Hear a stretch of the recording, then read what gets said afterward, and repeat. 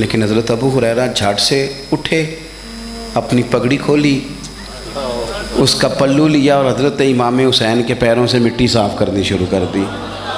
کیوں کہ اہل فضل ہی کسی کی فضیلت کو جان سکتا ہے، عزت والا ہی کسی کو عزت دیتا ہے۔ کیا بتایا انہوں نے ہمیں کہ ہم دنیا گھوم آئے ہیں، ریسرچ کر آئے ہیں، تلاش و بسیار کے بعد اس نتیجے پہ پہنچے ہیں کہ دین کا اصل فیض وہی ہے جو صحابہ اور اہل بیت کے سینوں سے ہو کے امت کو نصیب ہوا ہے۔ اصل فیضان وہ ہے جو وہاں سے ہو کے آیا ہے۔ سادات کرام سروں کا تاج ہوتے ہیں، بعض سادات کی بات بڑی یاد رہ جاتی ہے۔ میں نے ڈائریکٹ تو نہیں سنا، میں نے اپنے بزرگوں سے سنا۔ خطیب الاسلام حضرت پیر سید فیض الحسن شاہ صاحب اہل و مہار شریف والے، حضرت شاہ صاحب نے زیارت کی ہوگی تو ہم نے بار بار کی فرما رہے ہیں۔ تو شاہ صاحب سید تھے، بہت بڑا خاندان تھا، ان کے دادا کو چراغ ہند کہا جاتا تھا، حضرت پیر چندن شاہ بڑے لوگوں میں سے تھے، اکابرین میں سے۔ سلسلہ نقشبندیہ سے ان کا سلسلہ طریقت تھا، چورا شریف سے۔ تو بڑی باتیں سمجھا کے اس موضوع پر بڑی باتیں کر کے ایک بزرگ فرمانے لگے، ایک تقریر میں انہوں نے بات کی تو میں کئی راتیں روتا رہا کہ یار اس طرح بھی ہوتا ہے۔ کہتے ہیں وہ تقریر کرتے بولے، اور ان کا انداز تھا، لہجہ تھا، روب تھا، دبدبا تھا، تنتنا تھا، اپنی بات کو سمیٹتے ہوئے کہنے لگے چلو میں نے دلائل تمہیں دے دیے، عقلی نقلی باتیں تم تک پہنچا دیں، اب میری ذاتی بات بھی سنو۔ کہنے لگے میں سید ہوں، پتر ہوں مولا علی کا، پر میں مرید ہوں ابو بکر صدیق کا۔ میں سیدنا ابو بکر صدیق کا مرید ہوں۔ وہ جس بزرگ نے مجھے بات بتائی ان کا سالوں سے تدریس سے رشتہ ہے، کہنے لگے ایک سید کے لہجے کا وہ حسن اور گفتگو کا وہ انداز، کہتے میں کئی راتیں روتا رہا۔ میں نے بڑی چیزیں پڑھی تھی اس عنوان پر، رحماء بینہم کے تحت بڑا کچھ پڑھا تھا، پر یہ انداز، یہ رنگ، یہ سچے لوگوں کا طریقہ تھا، دیانتدار لوگوں کا طریقہ تھا۔ انہوں نے اپنے ذوق کے ذریعے سے ہمیشہ قوم پر مثبت اثرات چھوڑے۔ اللہ ہمیں سمجھ عطا فرمائے۔ تو ایک تو کبھی بھی اہل فضل کی عزت میں کبھی بھی کمی نہ۔ آج ہم ذکر کر رہے ہیں نا امام حسین کا، امام حسین رضی اللہ تعالیٰ عنہ، میرے جیسے بندے کی تو زبان نہیں اس قابل نہیں کہ ان کا نام لے سکے۔ کہاں سیدنا امام حسن اور کہاں سیدنا امام حسین اور کہاں ہم لوگ؟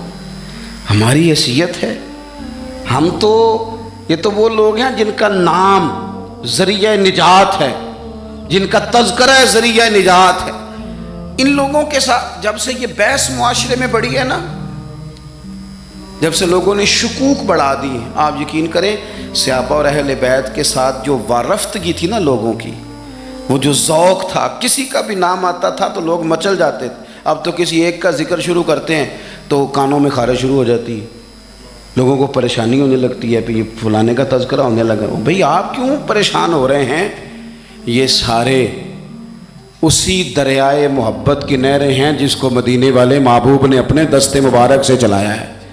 آپ کیوں یہ کام کرتے ہیں؟ کیوں انتشار کا سبب بنتے ہیں؟ نہ کریں جی، آپ کی مہربانی، اللہ آپ کو سلام۔ سب کو ایک جیسی گرمی لگ رہی ہے، ویسے تقریر کرنے والے کو تھوڑی سی زیادہ لگتی ہے باقی ہاں، لیکن یہ کہ میں چونکہ بہت سارے لوگ بیٹھے ہیں تو یہ مناسب نہیں لگتا مجھے بات کرنے دیں۔ اللہ آپ کو اس کا اجر دے اچھے ارادے اور اچھی نیت پر۔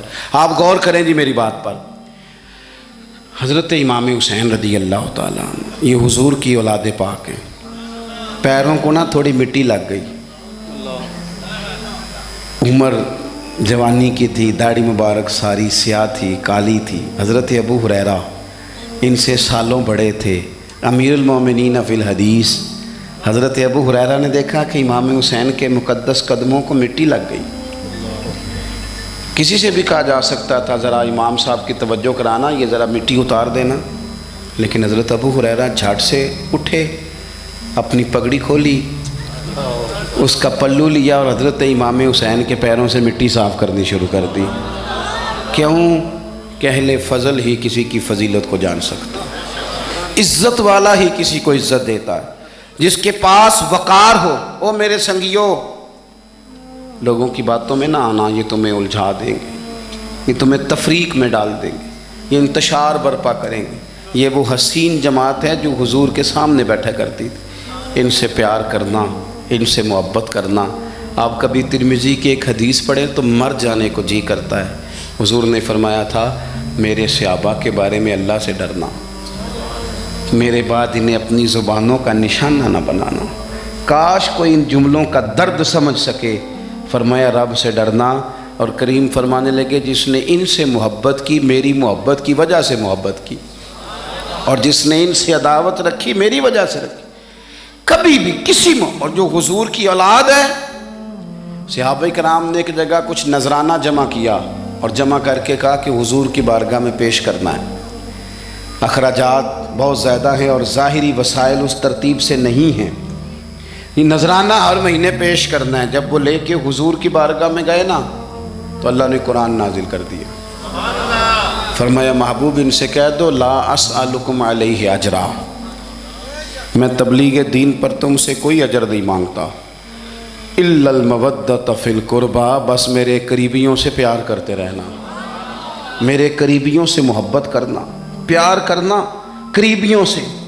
یہ علی المرتضیٰ ہیں، یہ فاطمہ ہیں، یہ ان کا خاندان ہے، یہ ختیجہ ہیں، یہ عائشہ ہیں، یہ میمونہ ہیں، یہ حفصہ ہیں، ان سے پیار کرنا، میرے قریبیوں سے محبت کرنا۔ ہمارے دلوں میں حضور کی اولاد کا پیار ہونا چاہیے، طبیعتوں میں احترام ہونا چاہیے، ہمارا مزاج، ہمارا دل ان کے لیے دھڑکنا چاہیے، ہمارے لہجے، ہمارے انداز ہمیشہ ان کے حق میں نرم ہونے چاہیے۔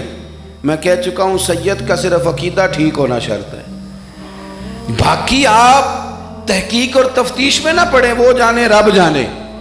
آپ کوشش فرمائیں ہماری اولادیں، ہم خود اور اہل فضل کا ادب کبھی نہ چھوڑیں۔ دوسری بات آپ سے یہ عرض کرنی ہے، اس کو اچھی طرح سمجھ لیں کہ قومیں اپنے اسلاف سے بڑی ہوتی ہیں ہمیشہ۔ بڑا ہم ہوتا ہی وہ ہے جس کا کوئی بڑا ہوتا ہے، جس کا کوئی بڑا نہیں ہوتا وہ کبھی بھی بڑا۔ یہ کچھ عرصے سے ٹرینڈ چلا ہے، اگرچہ یہ درست نہیں ہے۔ آپ کسی سنار کی دکان پہ جائیں تو اس نے اپنے پیچھے نا اپنے والد صاحب کی اور دادا کی فوٹو لگائی ہوتی ہے۔ حکیم کی دکان پہ چلے جائیں، کپڑے والی دکان پہ چلے جائیں تو اس نے پیچھے اپنے دادا کی، والد کی فوٹو لگائی ہوتی ہے۔ اگرچہ یہ درست نہیں، تصویریں نہیں لگانی چاہیے، تصویریں ان کے کیا پیروں کی بھی نہیں لگانی چاہیے۔ جہاں تصویر ہوتی ہے وہاں نماز کیسے پڑھی جائے گی؟ فرشتہ رحمت کا نہیں آئے گا۔ یہ تو اب ایک ضرورت بن گئی، تو اب ضرورت کیا، اب تو خیر نفسیاتی مسئلہ بن گیا ہمارا، یہ نفسیاتی مسئلہ ہے۔ یعنی سلام بعد میں فوٹو پہلے، یعنی سیانے سیانے لوگ، اور یہ ہمیں ایسے کھیل تماشے میں لگایا گیا ہے کہ میں ڈھیر سارے لوگوں پر غور کرتا ہوں، پھر ان کے لیے دعا کرتا ہوں کہ یا اللہ ان کی مدد فرما۔ یعنی اس طرح کی حالت ہے کہ وہ زندہ ہی موبائل کے اندر ہے، ہر چیز ہی۔ مجھ سے ایک دفعہ ایک صاحب نے پوچھا مولوی آج کل بڑے لڑ رہے ہیں، میں نے کہا وہ 4-5 ہے جن کو آپ موبائل پہ دیکھتے ہیں، آپ میرے ساتھ آئیں، میں آپ کو 20 اور سینکڑوں شیخ الحدیث بتاتا ہوں جو سکون سے بیٹھ کر رسول اللہ کا دین پڑھا رہے ہیں۔ تو آپ مسئلہ صرف یہ ہے کہ ہم نے کل زندگی وہ سمجھ لی ہے جو موبائل کے اندر ہے۔ بہرحال وہ تصویر لگائی ہوتی ہے سنار نے بھی اور حکیم نے بھی اور ڈاکٹر نے بھی اور بہت سارے لوگوں نے کہ جناب اب یہ جو تصویر لگاتے ہیں تو اس کے پیچھے پوری حکمت ہوتی ہے۔ آپ ان سے پوچھتے ہیں یہ فوٹو کیوں لگائی ہے، تو وہ کہتے ہیں ہم یہ بتانا چاہتے ہیں کہ یہ کام آج نہیں ہم نے شروع کیا، ہمارا شجرہ پرانا ہے، ہمارے باپ دادا سارے یہی کام کرتے تھے، ہمارا خاندانی ورثہ ہے۔ وہ ثابت یہ کرنا چاہتے ہیں کہ ہم پیچھے سے ہمارا ایک سلسلہ آ رہا ہے۔ ساری دنیا اپنے اکابرین کو، اسلاف کو، بڑوں کو ان کے زور پر بڑا ہونا چاہتی ہے۔ یہاں کچھ لوگ ایسے آئے ہیں جن کے نزدیک معاذ اللہ صحابہ ہی ٹھیک نہیں تھے، اہل بیت ہی ٹھیک نہیں تھے۔ آپ اپنی سند کیسے مضبوط کریں گے؟ اگر وہ اولین جو حضور کے سامنے بیٹھتے تھے وہی ٹھیک نہیں تھے تو پھر ان سے ہو کے جو دین آگے آیا اس کو تم کیسے ٹھیک مانو؟ ساری چیزوں کو مشکوک کرنا چاہتے ہیں۔ ہمارے بزرگوں نے، امام بخاری نے، امام مسلم نے محنت کر کے حدیثیں تلاش کی، اصول بیان کیے کہ یہ حدیث صحیح ہے، متواتر ہے، حسن ہے، ضعیف ہے، کیا ہے، اس کے اصول اور قاعدے بیان کیے۔ اور جب انہوں نے خود پوری تحقیق کی، آپ تھوڑی سی، آپ مشکل بات نہیں کر رہا، تھوڑی سی آپ غور کریں گے، انہوں نے سینکڑوں میل کا سفر کیا، گھوڑوں پہ، پیدل، اونٹوں پہ، ریسرچ کر کے بتایا کہ یہ حدیث بالکل درست ہے، اپنی سند کے اعتبار سے، متن کے اعتبار سے یہ متواتر درجے کی ہے۔ انہوں نے پوری ریسرچ کی۔ پھر غور کریں کیا کہہ رہا ہوں، جب پوری تحقیق کر لی تھی تو پھر انہیں کہنا چاہیے تھا نا یہ نبی پاک نے فرمایا ہے، کہنا چاہیے تھا نا کہ یہ حضور نے فرمایا، ہماری تحقیق ہے، حدیث درست ہے۔ لیکن کسی نے بھی ڈائریکٹ نہیں کہا۔ انہوں نے جب بھی کہا، کہنے لگے حضرت عبداللہ ابن عمر فرماتے ہیں کہ حضور نے یوں فرمایا، حضرت انس بن مالک فرماتے ہیں کہ حضور نے یوں فرمایا، حضرت جناب سیدنا سیدہ عائشہ صدیقہ فرماتی ہیں یوں حضور نے فرمایا، حضرت ابو ہریرہ فرماتے ہیں یوں حضور نے فرمایا۔ انہوں نے نا پہلے اس صحابی کا نام لیا جنہوں نے وہ بات اپنے سینے میں محفوظ کی۔ کیا بتایا انہوں نے ہمیں کہ ہم دنیا گھوم آئے ہیں، ریسرچ کر آئے ہیں، تلاش و بسیار کے بعد اس نتیجے پہ پہنچے ہیں کہ دین کا اصل فیض وہی ہے جو صحابہ اور اہل بیت کے سینوں سے ہو کے امت کو نصیب ہوا ہے۔ اصل فیضان وہ ہے جو وہاں سے ہو کے آیا۔